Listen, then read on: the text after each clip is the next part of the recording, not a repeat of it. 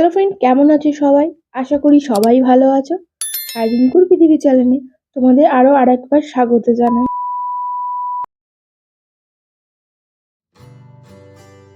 দীঘা বা পুরীর একঘেয়েমি কাটিয়ে শান্ত নির্জন নিরিবিলিতে দুদিন আরামে কাটানোর মধ্যবিত্ত বাঙালির অন্যতম সেরা ডেস্টিনেশন হলো মন্দারমণি। মন্দারমণিতে সস্তার অথচ রাজকীয় রিসর্ট থেকে সুইমিং পুলের মজা নাও, সঙ্গে দুর্দান্ত খাওয়া দাওয়া, পাশাপাশি সমুদ্র তো আছেই।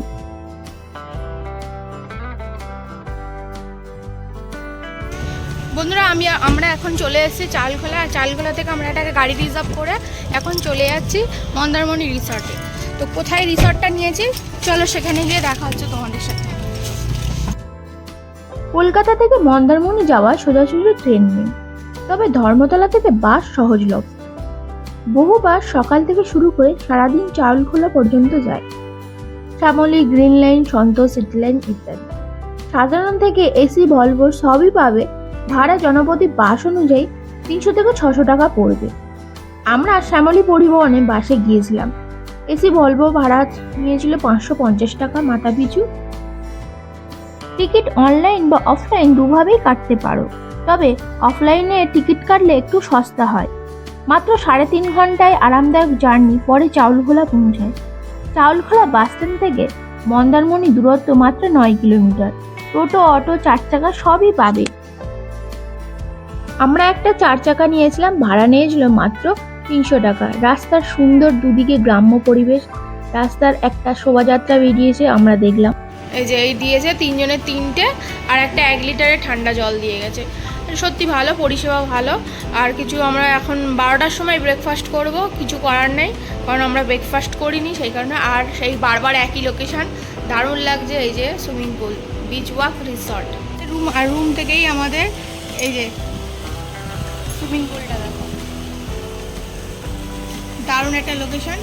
রিসর্টটা খুবই সুন্দর, একদম পরিষ্কার পরিচ্ছন্ন। তোমাদেরকে পরে আরও দেখাচ্ছি। আপাতত রুমটা তোমাদের দেখিয়ে দিই।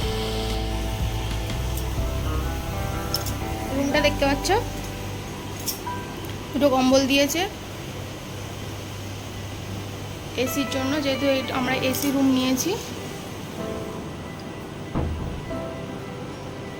একটা ওয়ার্ডরোব আছে, ড্রেসিং টেবিল আছে, এদিকে টিভি আছে, আর এইদিকে সোফা আছে। বেশ ভালোই। আর এটা খুলে দিলেই দেখো, ওয়াও দারুণ লাগছে, সত্যি দারুণ দেখাচ্ছে, অসাধারণ দেখাচ্ছে। সুইমিং পুলটাই বেশি ভালো দেখাচ্ছে। দেখতে হচ্ছে বিচ ওয়াক রিসর্ট। আর এটা হচ্ছে টয়লেট। মোটের ওপর মানে রিসর্টটা নতুন হয়েছে, খুবই ভালো। এবার ওয়ার্ড্রপটাও তো একদম নতুন দেখতে হচ্ছে, মানে সব কিছুই আসবাবপত্র নতুন দেখা যাচ্ছে, সব নতুন ডেকোরেশন করা। আর মানে ছোট, বেশি খুব একটা বড় না, তাই না? অনেকগুলো রুম আছে এখানে। তো যাই হোক, মোটের ওপর খুবই সুন্দর। সব থেকে ভালো আকর্ষণ জিনিস হচ্ছে এখানে এই সুইমিং পুল। এই রুম থেকে বসে বসে সুইমিং পুল দেখা, শুধু দেখা না, এবং সারাক্ষণ মানে সুইমিং পুলে বসে থাকতে হবে। এই হলো বিচ ওয়াক রিসর্ট। এখানে মেনু কার্ড আছে, আর এই মেনু কার্ড অনুযায়ী তোমরা অর্ডার করতে পারো। আর এখানে এই সামনেই রেস্টুরেন্ট আছে, তোমাদেরকে রেস্টুরেন্টটাও দেখিয়ে দেবো। সব রকম আছে, চিকেন, ক্র্যাব, মাটন, এগ। থালি নেই, আলাদা আলাদা করে সব কিনতে হবে প্রত্যেকটা। এটাই হচ্ছে, ওই জন্য দামটাও বেশি পড়ে যাচ্ছে। মর্নিং ব্রেকফাস্ট, সব কিছু দেখতে পাচ্ছ আলাদা আলাদা করে সব রয়েছে।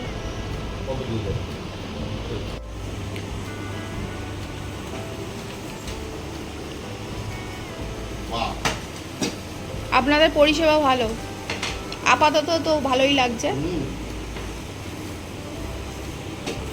ব্রেকফাস্টে আমরা নিয়েছিলাম, যদিও এখন বাজে 12টা, কারণ আমরা একটু লেট করে ব্রেকফাস্টটা করছি, লেট হয়ে গেল কারণ কোলাঘাটে আমরা সেরকম কিছু খাইনি। আমরা ব্রেকফাস্টে নিয়েছি 2 কাপ চা, একটা ডিম টোস্ট আর মেয়ের জন্য ম্যাগি। এখানকার পরিষেবা খুবই ভালো। আমরা আসতেই মাত্র তোমাদেরকে দেখালাম যে ওয়েলকাম ড্রিঙ্কস দিয়েছে, 1 লিটার ঠান্ডা জল দিয়েছে, সবই মানে সব কিছুই ভালো লাগছে। আপাতত এখনও খুবই ভালো পরিষেবা, আর মনে হচ্ছে শেষ পর্যন্ত ভালো দাও। আমরা এখানে 2 দিন থাকবো আর খুব ভালোভাবে কাটাবো, এনজয় করবো, আর সাথে থাকবে তোমরা।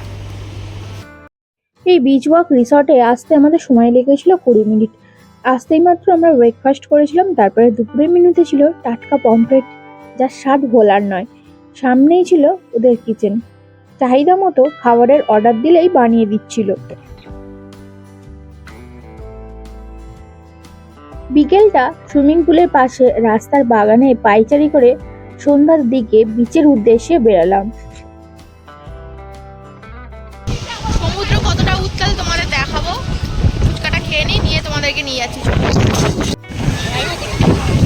কি মাত্রায় হাওয়া দিয়েছে, আর সেরকম বড় বড় ঢেউ আসছে।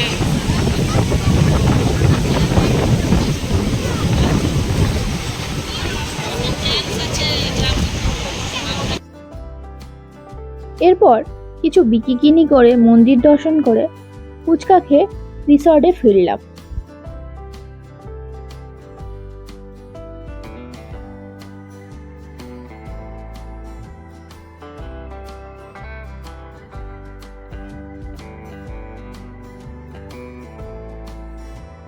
রিসর্টে ফিরে এক অন্য রূপ ধরা পড়ল।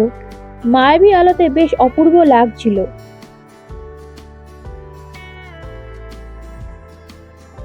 বন্ধুরা, আমরা সাইট সিনের জন্য বেরিয়ে গেছি, আর সাইট সিনে আমাদের নিয়ে যাচ্ছে যে লাল কাঁকড়া বীচ, আর হচ্ছে কি একটা সেতুটার নাম সেতু নাকি শৌলা সেতু।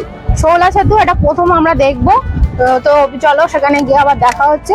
আর আজকে ওয়েদারটা খুবই সুন্দর, মানে মেঘলা করে আছে, তো সেই জন্য ওয়েদারটা খুবই ভালো লাগছে। তো চলো সেখানে গিয়ে দেখা হচ্ছে। এই যে আমি যে টোটো করে যাচ্ছি, মানে সাইট সিনের জন্য যাচ্ছি, এই ভাইটা কিন্তু খুবই ভালো ছেলে, মানে যখনই যেখানে দাঁড়াতে বলছে দাঁড়িয়ে পড়ছে। ভাই তোমার নামটা কি বলে দাও? রাহুল বট। আর তাই নয়, ন্যায্য পয়সা নিচ্ছে এবং অত্যন্ত ভালো ব্যবহার। হ্যাঁ, আর তোমরাও চাইলে এই ভাইয়ের সাথে কিন্তু সাইট সিন করতে পারো। তার জন্য তোমার ফোন নাম্বারটা দিয়ে দাও, তাহলে ওরা যোগাযোগ করতে পারবে। বলো তোমার, একটু জোরে বলো। 7718083474। বাহ, খুব ভালো। তো তোমরা চাইলে এই ভাইয়ের সাথে যোগাযোগ করে নিতে পারো।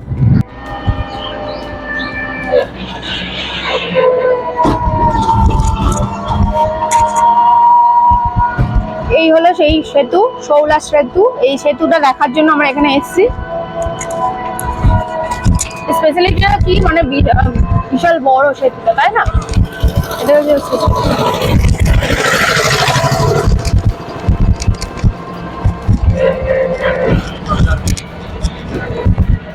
বাহ, অনেক বড়।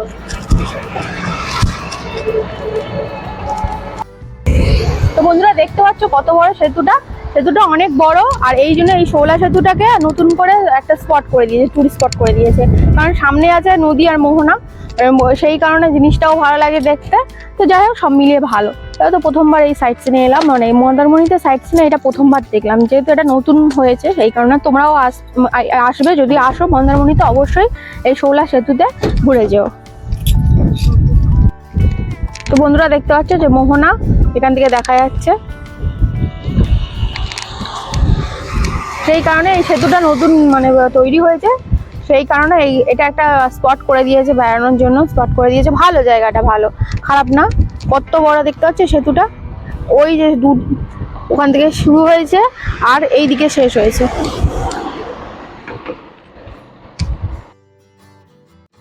এরপর আমরা চলে এলাম লাল কাঁকড়া বিচে। এই বিচটাতে সেরকম কিছু নেই, আছে শুধু লাল কাঁকড়া বিচ আর সমুদ্র। চাইলে তোমরাও এখানে ঘুরে আসতে পারো।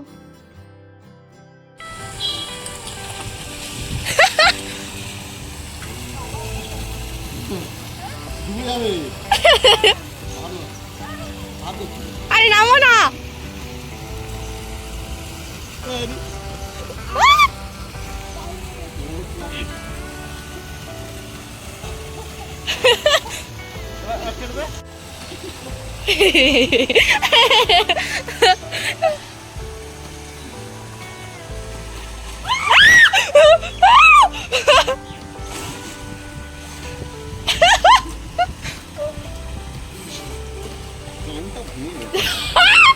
মোহনায় আমরা চলে এসেছি, আর এখানে দেখো শুধু লাল কাঁকড়া, প্রচুর লাল কাঁকড়া আমি ক্যাপচার করেছি কিছুটা, তোমাদের দেখাচ্ছি, দাঁড়াও।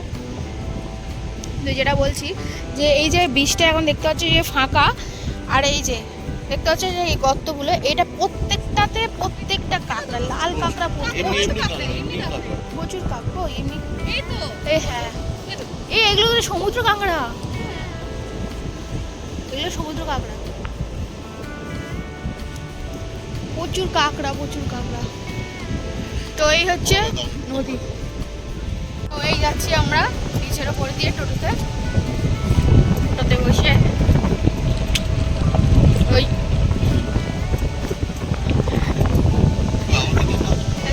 তোমাকে নেবো, বাদ দিয়ে দিই তোমাকে। বন্ধুরা বিচের মধ্যে ঘোরা যায় টোটো রিজার্ভ করে, আমরা টোটো রিজার্ভ করে এখন বিচের দিয়ে যাচ্ছি, সোজা মোহনার দিকে যাচ্ছি। খুব ভালো লাগছে, একটা নতুন এক্সপিরিয়েন্স। আর মানে এখানে মন্দারমণিতে কখনো টোটো করে বিচের উপর দিয়ে মোহনা দেখতে যাওয়া এই ফার্স্ট টাইম দেখছি। যদিও একটু সন্ধ্যা হয়ে গেছে, অতটা ভালো লাগছে না, আর একটু আগে এলে ভালো হতো। যাই হোক, চলো যাওয়া যাক।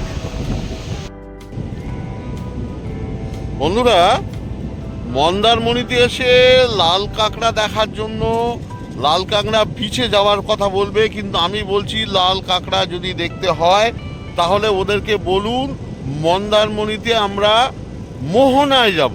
মোহনাতে প্রচুর লাল কাঁকড়া, প্রচুর লাল কাঁকড়া। আমরা সন্ধ্যের কাছাকাছি সময় এসছি, এখন একটু অন্ধকার হয়ে গেছে, দেখতেই পাচ্ছেন। তো অপূর্ব লেগেছে, অপূর্ব। সন্ধ্যায় চিকেন তন্দুরি, স্যালাড আর কফি দিয়ে সন্ধ্যার টিফিনের খিদে মিটিয়ে রুমে রেস্ট করলাম।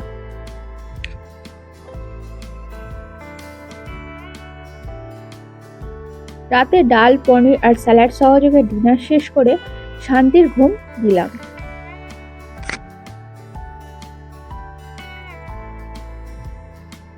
পরের দিন সারাদিন ধরে রিসর্টের মজা নিয়ে পরন্ত বিকেলে দীঘার উদ্দেশ্যে রওনা দিলাম। তো বন্ধুরা, আশা করি সমস্ত কিছু ডিটেলস তোমাদের সামনে তুলে ধরতে পেরেছি। ব্লগটা ভালো লাগলে পাশে থেকো, সাথে থেকো, চ্যানেল সাবস্ক্রাইব করো।